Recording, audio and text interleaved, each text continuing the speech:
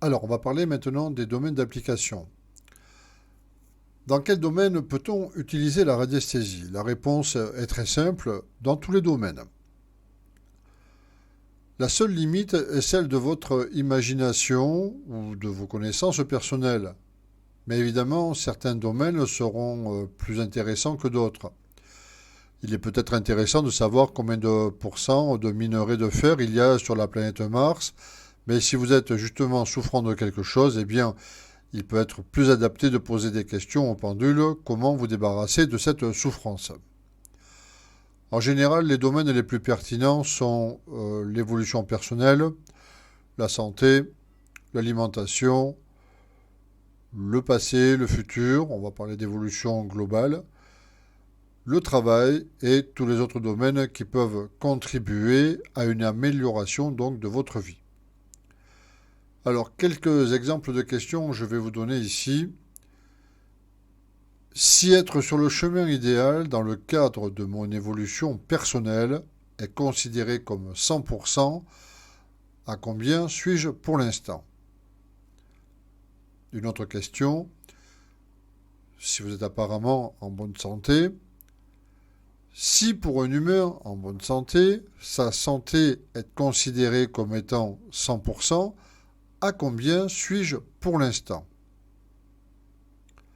Un autre exemple de question. Ayant un problème de santé, sur quel domaine serait-il utile pour moi de travailler en vue d'une amélioration? L'alimentation, mon travail, mes pensées, exercice physique par exemple, mon évolution personnelle, et on pourrait trouver d'autres modèles de questions. Si toutes les maladies des humains sur Terre sont considérées comme étant 100%, quel pourcentage peut-on attribuer à toutes sortes de pollutions? On pensera donc aux eaux, à l'air, aux aliments par exemple. Est-ce que mon travail actuel me convient?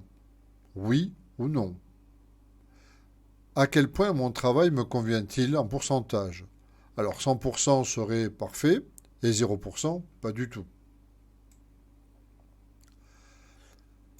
Pour les scientifiques, est-ce que la théorie du Big Bang est correcte? Est-ce que les extraterrestres existent? Si oui, combien de planètes sont habitées dans l'univers? On pourrait parler de une, entre 1 et 10, entre 10 et 100, entre 100 et 1000 et plus de 1000 par exemple. Alors comme vous pouvez le constater, les domaines d'application sont très vastes. Les applications populaires, entre guillemets, qu'on préconisait dans le temps, comme chercher de l'eau dans le sol ou trouver des objets perdus, sont toujours valables, mais la radiesthésie ne se limite pas à cela.